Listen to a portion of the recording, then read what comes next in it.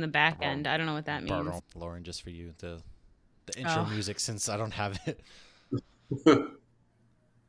Hang out. We are live. I don't see it on Facebook yet.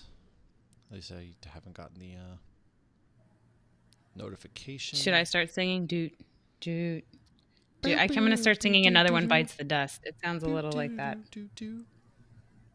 Oh, no. Do you? It's on Twitter. I know that. Woohoo! We're live on Twitter. Should we start Yeah, talking? we'll start talking for a Woohoo! second. Welcome everybody to Hops News. We got a great guest tonight. We got Great Notion Brewing with us. We're still working out the kinks on making sure we're live on YouTube and Facebook before we get into the nitty gritty of it. But Matt? You want to start with what you're drinking, or you want to hold Sure. off? You know what? We'll go ahead. I am drinking from this wonderful guest. So yes, we are here. Jay is not here tonight. It is me and Lauren. And so anytime I'm running the show, I have like the discount version of the live program that we use. Jay has the professional gig set up. So with that said, we do have a wonderful guest who's agreed to join us tonight. We will get to him in just a moment. But first things first, I am drinking. Oh no, where'd he go? Our guest disappeared. Let's hope he calls back. Oh no. And he's back. All right. He disappeared on us for a second, but he's back. So I am drinking from our guest, Great Notion Brewing, the Strawberry Mochi, which is an IPA with strawberry and vanilla flavor, coming in at 7%. So y'all can see the can. This thing is festive. I've had a bunch of their beers. It's delicious. They're usually... The one thing that I always love about your guys' beers is the fact that as soon as I pop the can, I can smell them right away. I'm a just big smell guy. It smells delicious. So, with that said, Lauren, what are you drinking? So I'm actually drinking a Great Notion beer as well. We had a few bottle shops here in Orlando got a bunch of Great Notion, and so as soon as GB announced that they had it, I went straight there, and I'm very glad I did because they didn't last long, which No. was expected. So I'm drinking one with a Bigfoot on it, and it says "Easy like Sunday morning." I don't know how to sing that song, but that's a song. And it is a tart Yeah. ale with tangerine and cara cara orange, and it's not like because I like my sours not overly sour. And this is great. It's nice and smooth, and I got it in my Free the Whales glass because Great Notion is a whale for me. I think I had my first one during COVID. I know So, I've sent you a um, couple before because I've gotten a couple, like the blueberry pancakes one I've got, and then there's the oh man, I am struggling with the name on the top. The first one I had was full. It was like the pancakes. It had the maple syrup. It was delish. yes, Oh I my don't think I god. haven't had that one yet. That one is Double, a double Double stack, I think stacked. you're talking. That's what it was. Double yeah. stacked. I got my hands on some double stacked at a bottle shop here in Idaho. I know if I go a little bit further west, I can go into Ontario, Oregon, and I can typically get it. It's just kind of a haul driving over there. But sometimes I do get lucky Yeah. here myself. And maybe one day Idaho will change those archaic shipping laws to where we can get it shipped here as well. So, yeah. Well, yeah, I think the first one I had you had sent me, and then on our 1 year Geeks anniversary, we got the one that the collab you guys did with Tripping Animals because obviously that's somewhat of a local brewery for me. So we were able to get that, and it was interesting because I guess you guys brewed it and Tripping Animals brewed it, correct? When was this collab? 'Cause it It could have was been last before my. summer. Oh, so Okay. yeah, that was just before my time, so I'm not sure. Because it sounded like the one I had was more sour and like more like fruit forward, and it sounded like the people who had the one brewed in Portland, you got more of that like marshmallow, like smooth sour. So I thought that was interesting that when you brew things exactly, I'm sure it wasn't exactly the same, but the collab was a little bit different in both areas. So I wish I had gotten both, but it was a great beer, and yeah, we saved it for our anniversary. I think I shipped you up one, or you were able to get it. I can't even You remember. It know, was so long you ago. no, you shipped me one from that one. You shipped me that one. You shipped me this one. And so, yeah, we've actually been lucky to have quite a few on the show. So, Yeah. with that said, let's introduce the man of the hour, Weston, the head brewer from Great Notion Brewing, has been nice enough to join us. So, Weston, thank you so much. Are you sipping on anything? You know what? I should have brought a beer over here, but I'm still at the office, if you will, and at Nice. after this, I'm heading home, and kids' last day of school, so not Wow, you currently guys are sipping. still going to school at this point out there? Yeah, Oregon. It's my first year up in here in Oregon. Oregon school year starts a little bit later, so naturally gets out a little bit later. But No, today's the that makes last day of school sense. for kiddos. That's awesome. Yeah, that's like I remember going to school in Massachusetts till like about this time, and then we would start right after Labor Day. But coming out to Idaho, my kids they got out like middle of May, and they go back the middle of August. I'm like, man, to me that feels like summer's just begun once you start getting to August. So that's crazy. Oh yes, yeah. I come from Las Vegas, Nevada, and like summer Nice. starts in like end of April, start of May. Yeah, yeah, yeah. Doesn't really end until like mid October if you're lucky. Like Yeah, Halloween is always like the first like quasi chilly day of the year. If you're absolutely. lucky. Yeah, I mean, if you're lucky, I've gone Well, down there in speaking in April. Florida, yeah. It's like when I see them selling long sleeve Halloween shirts, I'm like, who's wearing these? Like, what good is this? My friend who lives in Vegas wears jeans year round. I'm like, my dude, how do you survive? It is so hot there all the time. Yeah, I don't know, Yeah, you man. see people like that at theme parks. Oh. Anyways, All right, so let's not you talk about said crazy mentioned people who before wear we kind of jeans in get 100 into degree yeah weather. how you got there. Let's start with what's your craft beer origin story? Kind of what was your first beer that you remember having, and what got you into this culture that we're all happy to be a part of? So for me, it was kind of like I turned 21 and there was zero alcohol that I enjoyed whatsoever. And it just felt very, I'm like, I'm an adult now and, that's what people do. We go out and have a drink and I need to find something to drink. And luckily, this like 2006. So get on the internet and there was a Beer Advocate. And I was like, oh, look at all these crazy amount of beers. And, we had some decent beer stores out there in Las Vegas. And so the first craft beer I really remember having was Stone's Arrogant Bastard, Oh yeah. which I mean, I love the beer nowadays, but as a first like gateway into craft beer, it's That's not a intense. great choice. Oh no, you're like, oh my god, what am I drinking right now? Oh yeah, like I distinctly remember I had a 22-ounce bomber that took me like an hour and a half to finish, but I was determined to Wow. finish because I'm like, man, people rave about this beer. It's supposed to be really good. I'm gonna figure out what's You're so like, good about people it. like this. You're crying. You're like, I don't know what's so And it good, but was I'm like not only getting. bombers back then too. You couldn't get like a small pour of it. Like I remember ordering it at like Mellow Mushroom and they brought out a bomber. Yeah, I think. I never worked at Stone, but I do know that it was because their six packs that they had, if they had any, was like the IPA, and I think was it called just Pale Ale? I can't remember. If they had a different name for that Pale Ale they had, but those were six I packs. But don't their six remember. packs were always so pricey; it just made the bombers make more sense. Yeah, for sure. That Of makes a course lot of now it would sense. seem cheap. So was after that? How many did it take for you to power through and before you're like, you know what, this beer stuff isn't so bad after all? Oh, I mean, it was like a good year or so before I went back to Arrogant Bastard. But after that, I went to like Sierra Nevada Pale Ale, and then I was like, all right, this is like Like, a let's dial it little more back a my little. speed.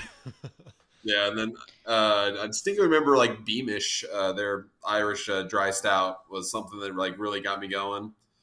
And then some didn't have a great selection in Vegas, so stick with me here. But Lost Coast was like one of like Yeah, the beer. sharp beers. Yeah, their Downtown Brown and their Alley Cat Amber were like they got me through like my initial kind of push into craft beer and stuff like that. And we didn't have a great selection in Vegas at the time. Like it was like Sam Adams and Rogue and Hey, hold on. Stone. And Sam Adams was my first craft beer. All right, we don't slander Sam Adams around. Here. He's I from wasn't trying to Boston, that's slander. why. Yeah. He takes it very seriously.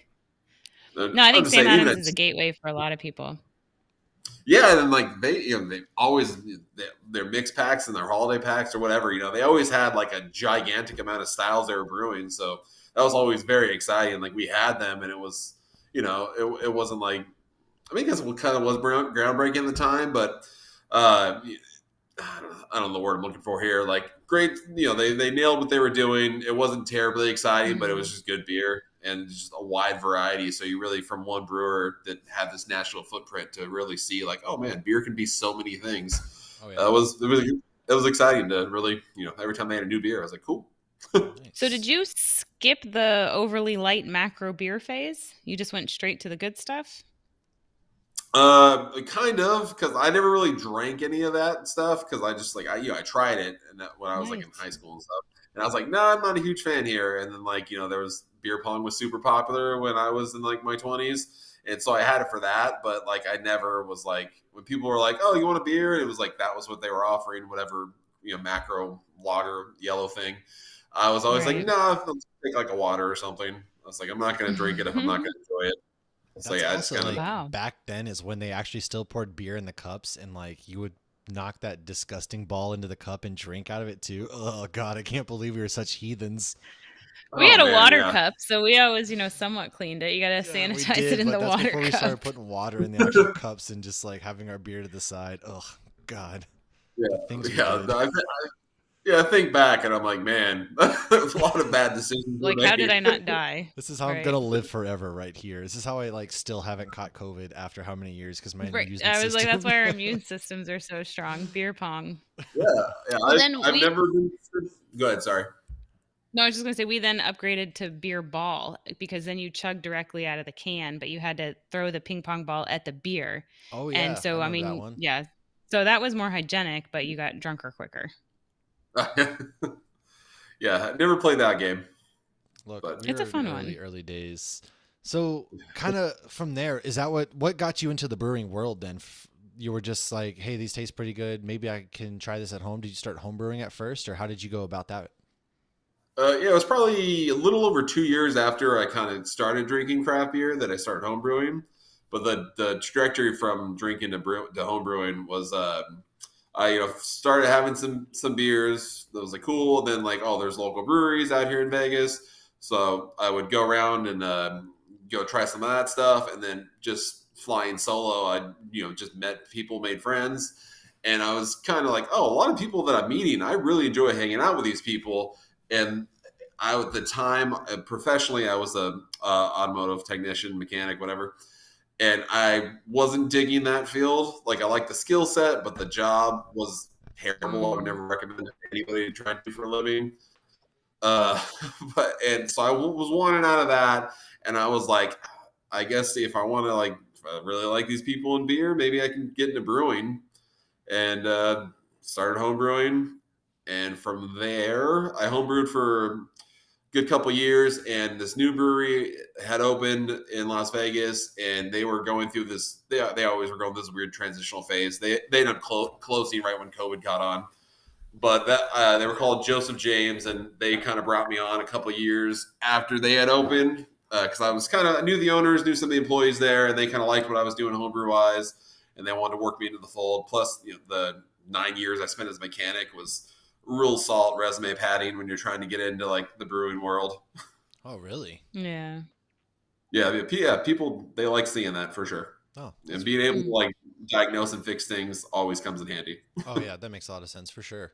I never would have Yeah, Well, correlated the and two. That's cool. yeah, and the way your brain works, like you guys can see how things go together, it's crazy. Like I've dated a mechanic in high school, and he would explain to me all the things in the car, and I'm like, I have no idea what you're saying. So it takes a special kind of brain to be able to map all that out and like figure it out, and then go back. And so that yeah, that's interesting that that skill set transfers. So how did you make your way to Great Notion? Because obviously Great Notion is I mean, that's a whale beer for so many people. That's a hugely well-known, fantastic brewery. So, how did you then get your foot in the door with them? I mean, it was kind of just as simple as I was in a spot in the brewery I was working at in Vegas where you could kind of see that brewery, especially in the trajectory of all Vegas beer, it was that the brewery I was at was kind of like, all right, this is probably as big as we're gonna get, and probably nothing too much beyond that. And just I was wanting to move kind of the next level, and Mhm. so it's just kind of, and I wanted to move to the next level, not just a bigger brewery, but I wanted to get into somewhere that the family would want to move because I have a wife and 3 kids to think about, and but also I wanted to get into a beer city.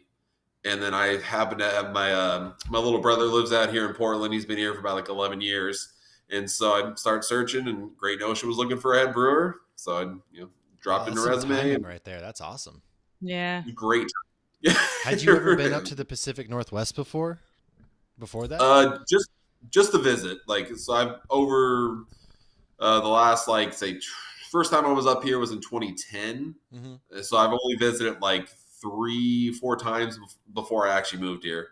Yeah, So that's awesome because when you think of the Pacific Northwest, everybody always thinks about that's where, the hops are grown, and then everybody always the one thing they first recommend is Portland, Oregon, because it's known as that and Bend are like the mecca of craft beer, especially out in the West Coast. So to you just happen to randomly come upon like, hey, I'm looking to move, and look, the one of the biggest, if not the biggest brewery out in the Pacific Northwest is looking for a head brewer. That's kind of awesome. Yeah. yeah. I mean, it felt meant to be when when I was looking there, and I was like, yeah, there's not a lot of options, and I'm like, this lines up perfectly. Like, let's shoot my shot, and it Yeah. worked out. Mhm. So what's the connection then? Because craft beer is kind of a big family. How are the connections and the relationships with all the breweries since there's a lot in that area? Like, do you guys work together often? Yeah, I mean, since I've been here, I've met like, a lot of, not all the brewers in town because there's so many, but I met quite a few of them, and also COVID's restricted on that. Oh yeah. But yeah, quite often, we're getting yeast from someone, or someone's getting yeast from us, and, bar and hops here, like, we're, a couple of us are making a beer together, this and that. So yeah, and yeah, I mean, it's great. It's very, very friendly, and everyone's kind of got like, a couple breweries they're friends with, or a couple more, and like, so and so knows, a couple other ones, and it's probably very like 6 degrees of Kevin Bacon kind of thing. Everybody just knows everybody. Yeah. Nice. Yeah. That's pretty sweet. What kind of styles then are the ones that kind of your signature? What are the ones that you love to brew the best? Um, got it. I have a lot of different things for different reasons why I like brewing things. So one of my favorite things to walk into when the brewery's going on, if we have one of these like pastry stouts in the mash tun, because they're just intense, and like the whole building just smells like this like dark chocolate and coffee thing going on, and Mm. so it's fun that's fun to brew because of like the sensory experience, like actual, but it's worthwhile. I'd be hungry all the And time. then Yeah. yeah. Thankfully, you got the with the Blue Brewers Supply Group always sends out the nut with the nut rolls in there.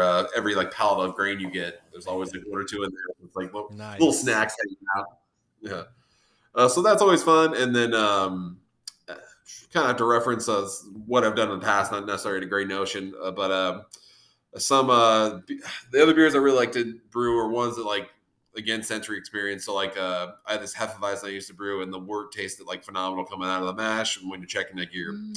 your runnings and your pH, that was always great. And then any hoppy beer, well, I guess not any hoppy beer, but like when you got dialed in with some very nice hops. Just again, like once those hops hit like the hot wort, and like just that big like explosion of aroma just starts floating around, is always fantastic. And being able to try things throughout the process and kind of see as the beer becomes like this wort until it actually becomes a beer, falling all the way through, is always just very fascinating and Yeah. fun thing to do. It's like a science experiment. That's how I view brewing. Yeah. It's like a fun science experiment. Yeah, it's a Yeah. very good like blend of like science and art, and and especially now in the U.S. we have like 9,000 something breweries, Yeah. and there's so many breweries. I was just listening to a podcast the other day. There's like breweries in Denver, and there's like an English style brewery. There's like a Czechoslovakian style brewery, and a beer style with their German lagers. I'm like, it's insane that we're at this point Mhm. in the beer world where breweries can be this focused on something. Yeah, right? Because And be before successful. yeah, you would never see these niche kind of, like you said, Czechoslovakian. Like nobody would have ever thought to open that 5, 6 years ago. Well, I I mean, went to a go ahead. Sorry. I was just gonna say I went to a brewery near Austin that had more than one cask ale, and that's not something you see very often in the Yeah, States. yeah. What were In you gonna say? Austin, what a great. Oh, I was gonna say that. He was saying that like 5 or 6 years ago, like no one could open like just a Czech only like beer company. And like God, even even a couple years ago, I don't think anyone knew that the Czech brewers made more than just like pale lager. Right? Right. Yeah. It's fascinating, fascinating. No, it's great, and what's interesting too is, you had these old school breweries that didn't necessarily do great in the States, and then we had all these milkshake IPAs and these pastry stouts, and which I do love those. I'm not knocking them by any means, but then when a brewery comes back around and is doing old school styles, we're like, oh my god, this brewery is amazing. So it's nice that we get a mix of all of it, so we can truly appreciate every style and not necessarily get sick of one. But to go, because you were saying, the smelling of the different ingredients and the stuff you like to brew, and how Matt mentioned it's a science experiment. So, what is the weirdest ingredient combination you've ever done that worked surprisingly well or Oh man. surprisingly bad? Luckily, I don't feel like I have one story to think about this last night. Uh, but like one that I'll never forget for surprisingly bad. We'll get there, but like surprisingly good. We literally just did this beer, and it was like kind of like a smoothie-ish style beer. It wasn't a bunch of fruit, but it was like basically trying to make a michelada, like red beer, and Oh yeah. Ooh. prepackaged. And yeah, and it sounded incredibly weird because there's like hot sauce and clam juice and Oh man. tomato juice. Yeah, all these things. You're like, what? And like I'm in. it was super weird, and just seeing all these like kind of line up, and then as we were compiling these ingredients together, getting ready to like kind of put this beer together, someone in the brewery had put like a handwritten a little sign, and they threw it on the ingredient palette and said clam smoothie. Ew. So, Oh man. Oh no. yeah, but That's anyway, wrong it came on out. so many levels. Yeah, but it came out great. Like it really did. I'm stunned, and like a lot of people that were like really like just kind of like as apprehensive as I am right now. They were they're believers once they had it. So Did success. you release it for International Women's Day? No, we like literally just made that, and I think that beer is. God, it came out like only like a week or two ago. Oh, Oh okay. So man. it's Honestly, yeah, this relatively bloody very like new. the Bloody Mary beer trend, I'm for it. I've had a couple Bloody No. Mary There's a beers Bloody Mary beer locally. trend. Where have I been? I mean, I've seen more than one brewery around here do it, so I'm assuming it's a trend. I had a Bloody Mary Pilsner in Ivanhoe, which was fantastic. Unfortunately, it was a small batch. They said they're not going to make regularly. I'm hoping that more people felt that way. Like I wanted to like put a hot Baron's rim on it and like add some blue cheese stuffed olives. And then Boegan's, they had a Bloody Mary sour that I had last week, and it worked. I never would have thought, but I mean, I love Bloody Marys and I love beer, and not always combining two of your favorite things works well, but Yeah. I'm the few I've had have been fantastic. And Interesting. Matt's a Bloody Mary hater. I don't like tomato juice in general. I don't know why. Something about it's just like, ugh. It's only good with beer or vodka. I don't drink it straight. I'm not a lunatic. I don't know. You might be. He's kind of from the sounds of it. You're going to drink clam juice. I mean, I would definitely try that beer. Great Notions making a beer like that, Look, 100%. you know Sign I me will up. try anything twice as it is anyway. So No, well, they do make some Bloody Marys are made with clam juice or clamato or whatever yeah, it is. whatever it's called. I don't know. I don't drink Yeah, them. I So still get Yeah. shit because I brought clamato to a brunch one time instead of Bloody Mary mix. I still mm, hear about that. mm, disgusting. So, have you ever in brewing that and in being so creative and like obviously not everything's going to be something that ends up being surprisingly fantastic. How often do things have to get drain poured? I mean, not. I mean, at least in my experience, not terribly often. Because there is some like, especially some of the Great Notion catalog, and what I've been around for, and like I'm not one of the wizards kind of making this. Like the people that are really developing like some of these very out there things they're very dialed in. Like they have a good feel for kind of making in like new and like kind of coaxing these nuances out of these flavors.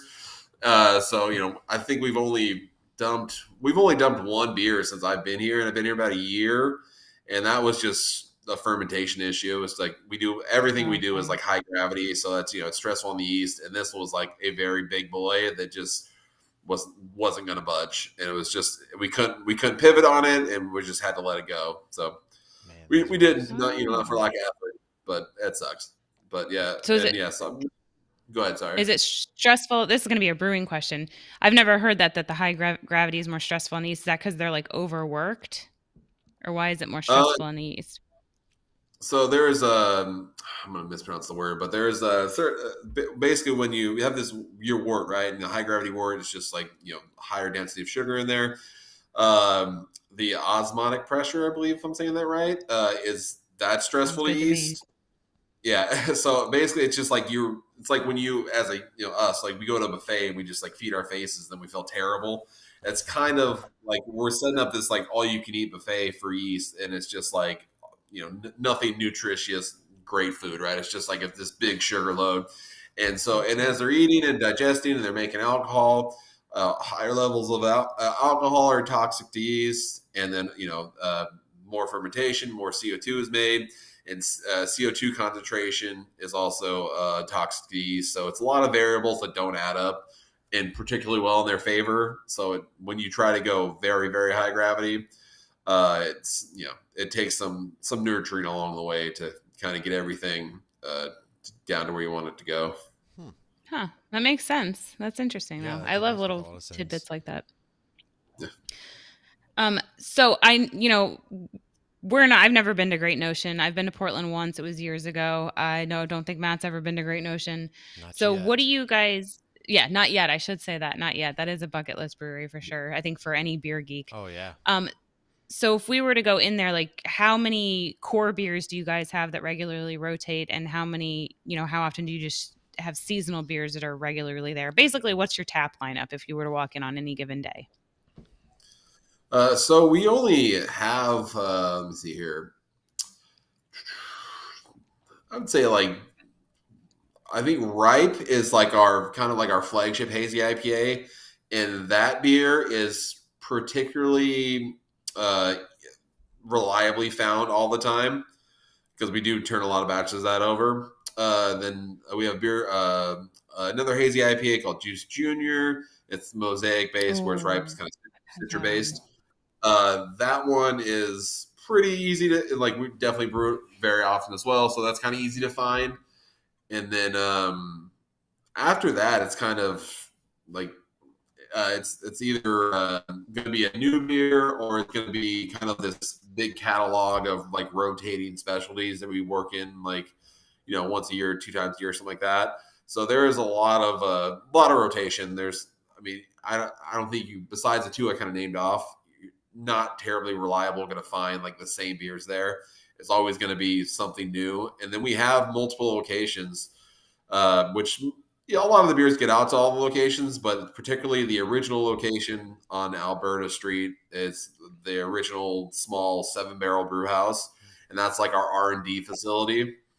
And so they are just churning out just very like either very obscure things or like if they're much less obscure, like we have a West Coast IPA they've been like kind of tinkering with right now. It's something that my like to work my base of operations, if you will, at our production facility in the Northwest Industrial sector. Excuse me. So yeah, so a lot of variety basically. So we're always gonna have Mm. something hoppy, but we lean much heavier toward hazy stuff than the clear West Coast IPAs. But we do have a couple of those we kind of work through. And then depending on the time of year, pretty much as long as it's not summertime, you can reliably find some kind of like stout, and pretty much they're all pastry stouts from us. And especially when you get into like the November, December, January months, like there's like 4 or 5 pastry stouts running around. They're all adjuncted very wild and different fun directions. And then there's always a big allotment of like fruited, tart slash sour beers running around. And yes, we definitely always have a giant variety of that. And then at least one smoothie, the big like uh, fruit and puree and beer kind of mixtures. We always have like one Mhm. of those running around. And do you can most of the ones you guys do, or just a select or a certain selection? No, we can everything that comes out of Oh the production wow. facility. Some of the stuff that comes out of the R&D, the pub, that's all keg only because obviously our canner's not there. But Mm. yeah, so everything that comes out of the Northwest facility we can, and majority of it ends up in cans. So vast majority, because a lot of what we do ourselves, either people come to the brewery or at one of our locations. So we have 5 locations right now. We're about to have a 6th one open here, I Oh think, by the end of the wow. month. Yeah, Nice. it's another Portland location, so that'll put us 4 in Portland, 2 in Seattle, and Oh, then we Wow. have 4, yeah, 4. And actually, we have we have a little. It's not open to the public. It's like our distribution center in Sacramento, California. So we can kind of dip into the California market, so you can order through our app and everything. But you can go and pick up beer there, if I'm not mistaken. dang. No tap room or anything like that. That's So awesome. we get around. That's But yeah, awesome. See, majority of what we do is in the cans. that sucks because like literally I'm in the state next to you guys. I know you guys ship to a lot of other places, and it's like nothing comes into Idaho, and I'm just why like it drives me nuts just because we're like right next to each other and everything like that. So this kind of sucks. But that's good to know that you have 6 different locations. Like very few breweries have that many location that aren't like these massive macro brews, things like that. So how big is the brewing team that you work with then? Like, is there a solid core group, or do you guys kind of spread out, or how's the dynamics there? So it's one like core group, because we only have the two actual only two brewing facilities. We have the big production facility, and there is 12, 13 of us at that facility. So packaging, cellar, brewers, and then we have 2 people at the pub for the R&D team. So there's solid 14 of us, or 15 of us if you count the R&D. Wow. And yeah, so we're kind of all the beer that goes out to all the satellite locations. We're all making it, packaging it, all that kind of all the fun stuff. So do you guys? Because I know in your Seattle locations, do you brew strictly there too, or do you guys like run beer up the coast to them, and they're kind of more like the tap rooms? No, they're just tap rooms. So all the beer is made here in Portland, and then it goes out from here. So we run beer Nice. up to Mm. Seattle. See, so that's pretty cool. That's good to know. So if I'm like deciding, do I want to go here, do I want to go there?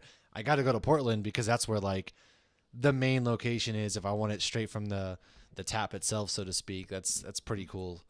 That, but still, Yeah. like 6 locations, that's nothing to slouch out. And then being the head brewer of this massive, which is cool. And you guys have even been like expanding because like you mentioned your app, and I know that people can kind of go on the mobile app, and there's like 12 states right now that they can ship to. And then also like the Timber Crew Club that Paul was talking about, you check in beers and you start earning like prizes and all sorts of stuff like that play video games and things. That sounds pretty cool. Yeah, it's obviously I'm not they were shipping to Nevada before I joined here, but since Nevada changed its law, so I haven't had a lot of experience like actually interacting with the app. Right. But yeah, I obviously know people that have, because we're Great Notion, we're popular enough. Yeah. Yeah, so yeah, the app it's very it's just like our artwork and our cans and stuff. It's like it's very attractive, and like it's easy to use, super easy to Yeah. use, and we have a great team when it comes to marketing and design and stuff like that. So it's very eye catching, and it's like there's stuff to do and ways to interact, so you feel like more than just like not this cold hearted like, oh, It's just an app to you want, download and buy beer from. yeah, No. yeah, give us money. No, it's definitely like that kind of, we're building bonds with these people and their interactions, and like it's just like a not not so much like a little family, because that sounds ridiculous, but like it's kind of you're building Well, like yeah, it still is though at the same relationships. time. Yeah. Yeah, I know it's that typical, you don't want to sound cliche when you're like it's our family, but at the same time it kind of makes you feel more accustomed, and you kind of get to know people more, so and it makes you like more approachable, so to speak. yeah, and then and beer, that's what beer is kind of in general, right? It's that the whole like the social lubricant aspect of it, right? So it's like you sure, we all sit down and have a beer and like take it in and like quiet to ourselves, but normally beer is a very social thing. So the fact that this app that you can order beer from us, but it has a very social dynamic to it as well, with the like you can play these video games and you can check in beers, and so we see that feedback. We take these feedbacks very seriously. Oh yeah. And then you're interacting directly with us that way. It just builds in this, again, like that dynamic. So it's like we may never met before, but we kind of know each other pretty well. Yeah, exactly. Well, and I think with craft beer, it's different than, 20 years ago, if you had bellied up at a bar and ordered a Budweiser, that might be literally the only thing you have in common with the person next to you. But now if you're sitting at a brewery, like they're at least somewhat familiar with the idea of craft beer. So you know that there's going to be some segue into conversation. So yeah, you're already going to have something more so in common. So that's nice that you're getting that niche group of people. And that niche is Oh getting yeah, bigger and bigger and bigger. yeah, That makes. sure. Do you guys ship merch out to like every state as well, or do you not? Have you guys started like being able to ship merch and things? As far as I know, I think the because you can get merch through the app as well, and I think it just kind of. I'm gonna have to follow up with that because No, I'm you're not good. I 100. can find out too. It's just something that popped in my head. I was like, I don't know why I didn't think about it before to order merch or things like that. So I can always follow up before, no problem at all. Well, Um, while we're on merch, can we do a shout out to the person who does your can art? I'm sure most people are familiar with Great Notions can art. If you're not, you guys have an amazing artist who does all of your cans, and like the artwork's consistent but different at the same time. So how does that process work? Do you just tell them like this is the beer, this is what we're going for, and then you let the artist, do their thing, or how much involvement do you guys have with that? So it's kind of like the artist, his name is Chad Eaton, and the way it kind of works is that we obviously were like, hey, we're gonna us at the brewery, we're gonna do this beer, and we're like, all right, we kind of come up with some ideas of how we want this label to look, and the characters we want on there because we kind of have a little library of characters, and then we get all the Chad, like, hey, this is what we're thinking, and we kind of just like we kind of paint it like a mental picture for him, and then he does his thing, and then we get it back, and we're like, oh hey, and like then we just kind of like work together to kind of like dial in the very final product. So it's a pretty easy process. Like the guy is very talented and makes it very easy on our end. So. Well, and the artwork too, it's so distinct too. It's like you see it and you know it's Great Notion. Do you guys Yeah. sell a lot of merch with his art as well, like tin tackers and shirts and whatnot? Hackers, the merch thing because I got here during COVID and without people coming in the door as often because of COVID. I'm not sure what our merch inventory kind of looked pre-COVID time. So Paul did say in to, the notes, Lauren, that somebody didn't read. Lauren, no, I'm just kidding. He did say that the tin tackers are coming soon. Okay, good. yeah. I'm a sucker for tin tackers, and when I travel, especially when I travel, that's what I look for. But yeah, the breweries that have amazing art, I'm always like, I need this on a tin tacker. I need I'm that, a sucker on for this. art And stickers, or I'll just get Yeah. your art I'm tattooed out on of my body space like I for did before. So stickers. Yeah. true story. I gotta ask real quick, kind of a divergent, but you said you moved during COVID. How scary was that? Because COVID times, I mean, we saw some breweries close. Obviously, the bigger breweries are able to survive and things of that nature. But no matter how big the brewery is, was that still kind of like nerve wracking for you and the family to be like, all right, we're going to make this happen during this time? Yeah. Yeah. The COVID just added more pressure to that because I mean, there's obviously any kind of apprehension about starting a new job, even if it's like the building next door, right? But Right. we moved like a Mhm. 1,000 miles northwest, so Yeah. yeah. So nervous about that. Nervous about I put almost a good 9 years into the Las Vegas brewing scene, and so going all the way to Portland, it was like, the head brewer at Great Notion. I remember making jokes. I'm like, I kind of feel like I got drafted to the big leagues here. You So, finally got called up, kid. yeah, right. So yeah, it was nerve wracking for sure. Like moving and that's not even including the moving of the family and like getting the kids in their Mhm. new schools, and because like I said, the school year ended today, and my middle is in kindergarten, and my oldest is in third grade, and they both went to 3 different schools this year, which especially the Wow. kindergarten, that's insane. They Wow. started in Yeah. Vegas because early there, and then they had 2 in Oregon because we were moving around a little bit once we got here, and apartment, find a house, and so.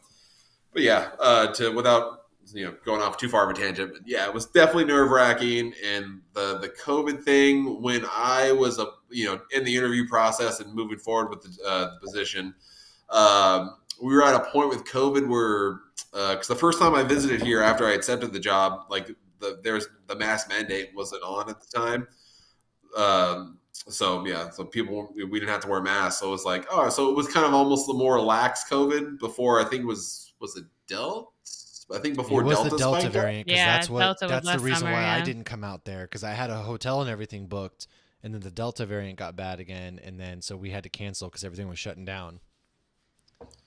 So when I got here though, like mask mandate was back on. I'm just like, oh man, like I thought we were getting out of this, and now it's kind of picking back up some steam. Yeah. So it's and like it's a little nerve wracking because my position, I'm not feeling this for a position for someone that left. Like they created this position, Right. So my boss, the direct boss, the director of brewing operations, like he was like, we're growing at this pace, and we need some structure, we need some of this. He was like, I need a head brewer. So that's kind of what he was doing, but he was also doing some other like higher management stuff.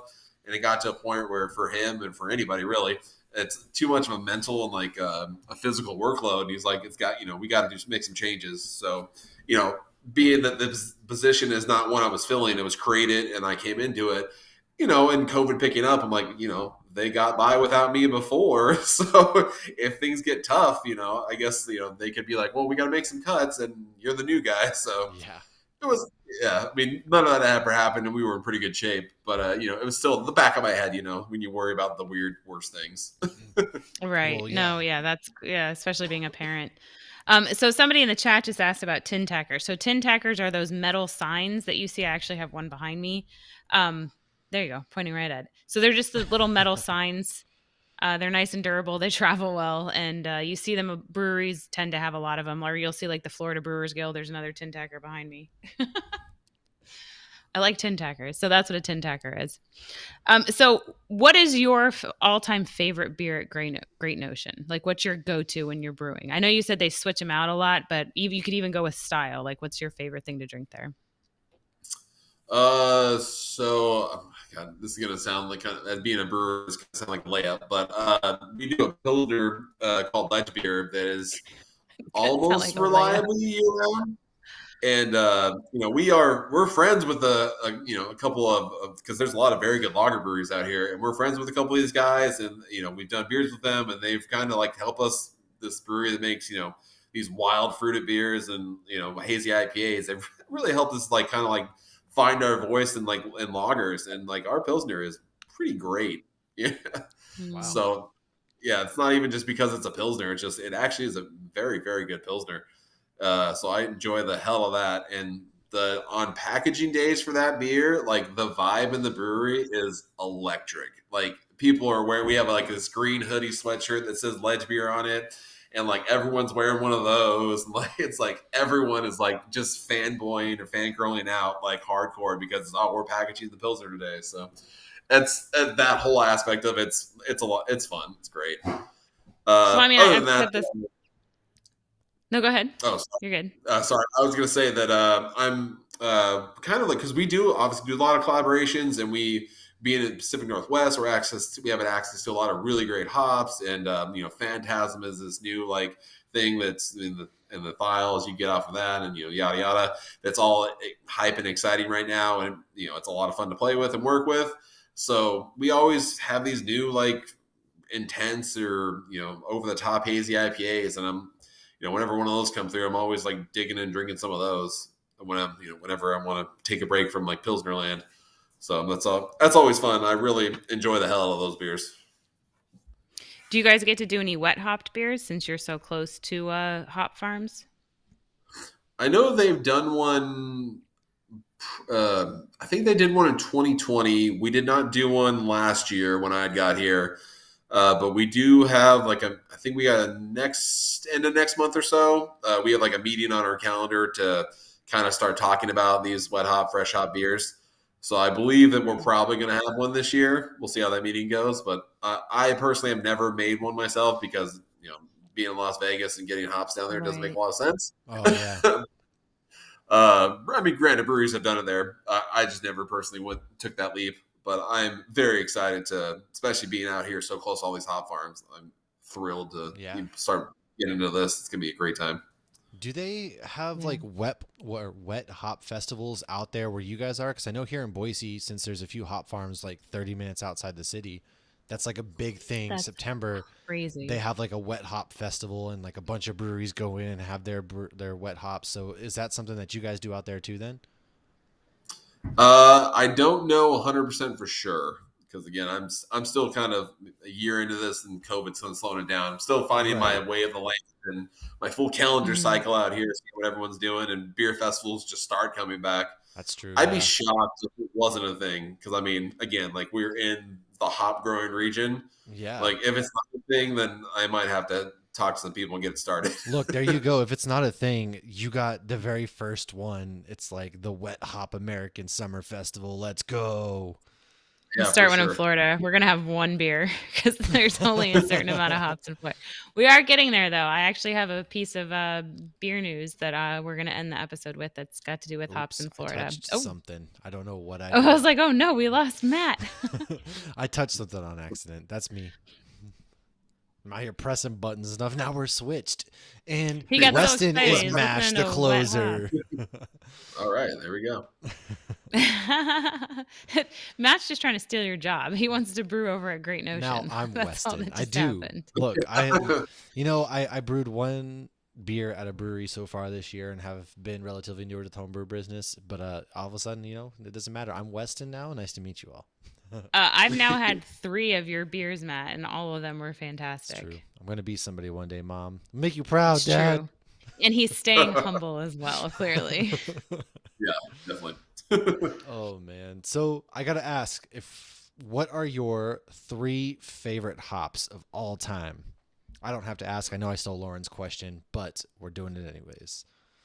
All right. So the first one I always get a lot of flack for, but Willamette is a Ooh. hop I just adore, and it's You don't see if that you find often, it, No, especially you early don't. here. you definitely don't. But it's got a lot of great characteristics that really speak to me, and I've always kind of worked it into even some IPAs and like throughout my time. Because I mean, granted, it's never going to be like the headlining showcase hop in an IPA, but I feel like it does play very well with kind of like making other hops better in a way. Because I always in my head, I always Oh. reference Willamette and some hops like that. Like I call them handshake hops because I feel like you have Citra over here, you have Simcoe over here, and they're great, but it's like something that kind of helps them kind of be like cohesive and work together. And I feel like that's the spot for hops like Willamette, and so just a sucker for that. And then Chinook, I Oh yeah. love Chinook. And then I think I'm actually gonna go Citra. Like I Yes. didn't think, yeah, Citra's amazing. Didn't think I'd go that route with some other hops. I would like to little like underdogs I like to fight for, but Citra's just so damn good, and it can do every. It's Classic. yeah, it really is. It's It almost like a smells so damn cascade. good. Cascade can do anything and go anywhere, and Citra is like I guess the modern Cascade, but like it's just modern with the new IPA palette where it's so tropical and it's got so much Mhm. dynamic to that aroma and flavor, but it does play well with everything. Yeah. Like I've had people do Citra in like a pilsner before, and it just oddly works, and it still feels like a pilsner and not like an IPL or something like that. Right. Those are good ones. Yeah, so. Real good I ones. just love when you crack it and you instantly smell like the Citra hops. Like I'm Yeah. not very good at picking up hops. Really, Citra and Cashmere is probably the only hops I can pinpoint. I'm not the best, but yeah, Citra, man, that gets you. So what about Chinook? Do you like? Because that's not one I can pick Um, out. yeah, I did grow so one in my backyard for a little bit though, oh and then I nice. killed it. Yeah, I've actually way back in the day when I was a home brewer, I grew a Cascade and Willamette for Nice. like one season. Yeah, so the Vegas summer was very hard on those hops, but they did well. Yeah, So same with Chinook Florida. was that sorry? I said same with Florida because I'm in Florida. It lasted about a year and a half, but it took Yeah. off and then it died. Yeah. All right, so go ahead with But Chinook. it's too much. Yeah, sorry. You're So good. that hop, I always like the aroma of the raw hop itself. I always I like it a lot in the way that it's very this. It's kind of like the resinous citrus grapefruit peel pith thing going on. That's feels very this American IPA West Coast IPA hop thing, but it also has either I find it either be kind of a have this kind of pineapple worked into it, or it's more on the not quite dank, but it's very aggressively resinous sometimes, and because the what CTZ Columbus goes like too far off the dank edge sometimes, but Chinook when you start working it in, uh, it I feel like it just shines. It's very very very good. Like some of the more like pineapple like fruity non citrus stuff. The non-citrus stuff, excuse me, doesn't shine as well. I feel once it's in a beer, but it just is a very like it's an aggressive hop, but it's not to a point where you can easily overuse it. So I really like that you can really pack it in there, and it plays really well with non-IPA styles. Not quite as well as like your Cascade or your Citra that we were talking about, but like even in like Hmm. Imperial Reds or Simple Amber Ales or even Brown Ales, I feel like Chinook has something to offer there.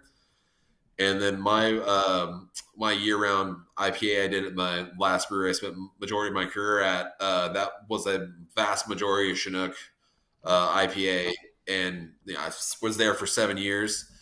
So I've used a lot of Chinook in my time, and it was I don't know, I'm just one of those hops I just recognize so well because I've used so much of it. And I Nice.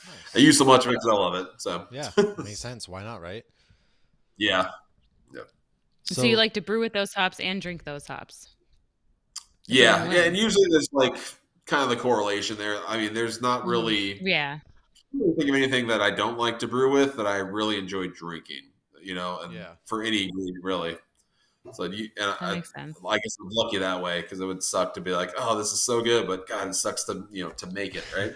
Right. Well, I've heard like marshmallow is a pain in the ass to brew with, like stuff like that. Like it makes a mess, I've heard. But Oh God, marshmallow yeah. sours are weirdly delicious. They really are. We've had some recently.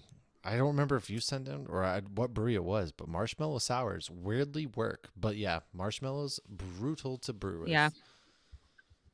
Yes, yeah, it is. Yeah, especially it doesn't matter hot or cold. Like, because even on the cold side, you can dissolve that because it's just sugar, right? So you can dissolve it down. It is a freaking mess. My God. Yeah, and I do feel like it does a lot more to like the overall texture and like body of the beer than it really contributes flavor wise. Yeah. But and it's I think it's got like the right time, the right place. It's a good fitting, especially in like our pastry stout world, or even some of our like sours with bigger bodies, or these characters. I'm like, yeah, it's got a time and a place, and it does oddly works very well. Yeah. Yeah, I feel like it Absolutely. changes the mouth feels like smoother or Oh, something. I don't know what it is, but it's fantastic. It's I never thought great. I'd be excited to see marshmallow was in a beer. Like that was not on my radar 10 years ago. Oh, No. 5 years yeah, I was ago. Yeah. there 2 years ago. So, Lauren, before we go ahead and get to our wrap up portion, you said you had some news. So let's throw it to you real quick. Hit us with some news, and then we're going to go ahead and wrap up this episode. So just a couple quick things. They're actually opening a Charlie Papazian. I've never been certain on how to say his name. Brewing Education Lab. So that's pretty cool. If anybody is not familiar with him, he's basically the founder of craft beer in the States. He's the one that really got it going after Prohibition. And that's going to be at the Metropolitan State University of Denver, and construction will begin soon. So that's pretty cool. He also wrote the book, The Complete Joy of Homebrewing. My other piece of news is Florida hops. And I know I've talked about Florida hops before. I single handedly am always trying to defend Florida beer because we have great beer and we're brewing hops. And as much as I hate the University of Florida because it's all about the U, they are doing some great research with hops. And after they've been doing 4 years of trials with hops, and what they've learned so far in Florida is you need heat lamps to make our days longer because up in the Northwest, you guys have longer days. And the hop that works the best here is Cascade. So about 3,436 pounds per acre per year are growing. And I have talked to a hop farmer here, and they have said that we're able to do more than the harvests up in the Northwest because we don't get freezes. So they're still kind of experimenting. Comet, Nugget, and Zeus apparently are doing well in Florida as Florida too. And they don't produce as much as Cascade, but they're very aromatic. So they smell amazing, apparently.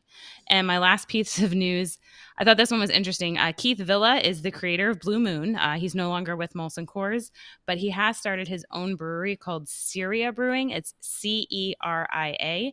And all of their beers are 100% non alcoholic, like not even 0.5. But he also, and you can order these non alcoholic beers online if you're curious, but he's also working on THC and CBD beers. So, and of course, one of the beers he has is a Belgian white because, he created Blue Moon. So if you're interested, check him out. I don't think the THC and CBD beers are going to be distributed everywhere because they're, different laws in different states and whatnot. Yeah. But the creator of Blue Moon's still doing his thing. And that's it. That's all I got this week. Awesome. Well, Weston, we really appreciate you coming on, talking some Great Notion beer with us, kind of talking about your journey right there. Where can people find the brewery? Where can they find your guys' beer? And then do you have anything you want to wrap up with?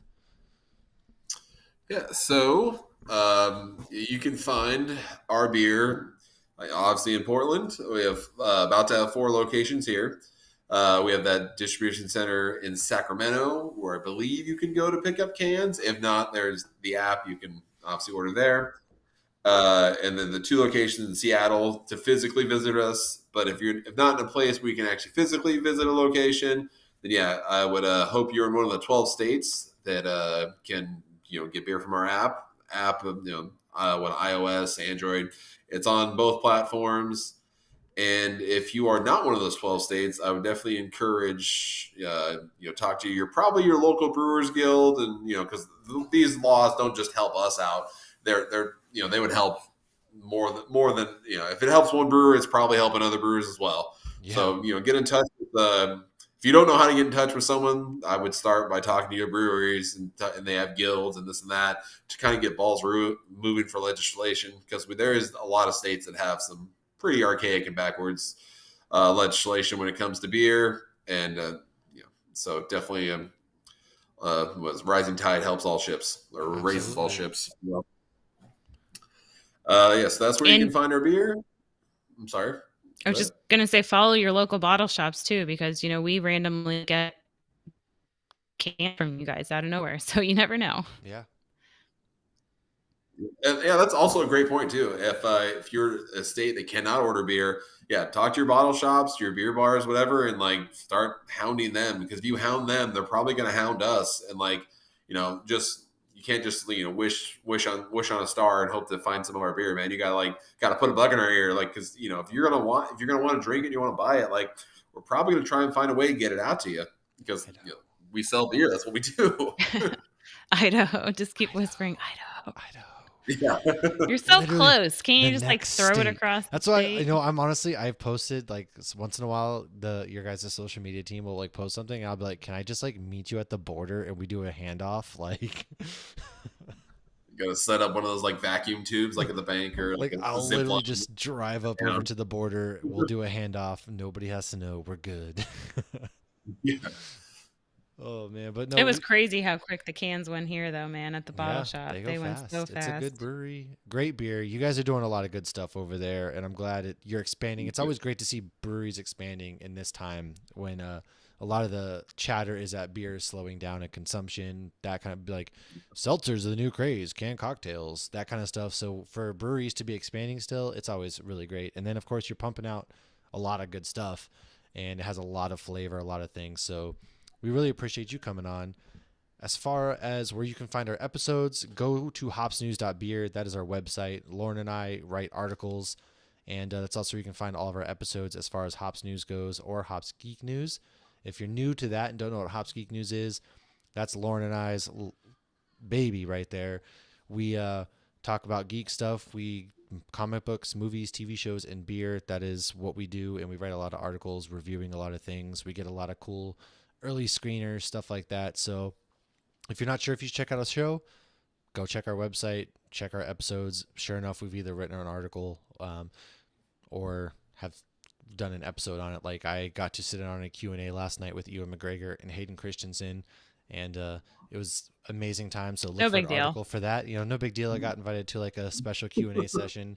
It was everything I ever wanted. A couple of the questions, the people they picked to ask a couple of those questions, I'm just going to leave that at that. They could have found better, but you know what? They got to live their dream, and that's all that matters. So go ahead, hopsnews.beer. Check our website. Go follow us on all social media platforms, Hops News or Hops Geek News as well. And once again, Weston, thank you. Cannot thank you enough. Lauren, do you have anything? All right. No, she's talking, but there's nothing coming out. I can't hear her. Sorry, kids were making noise. Nope, that's it. Follow Great Notion and definitely check out their app as well. Absolutely. So until next week, we will see you guys. Have a great beer. Have a great night, and cheers. Thank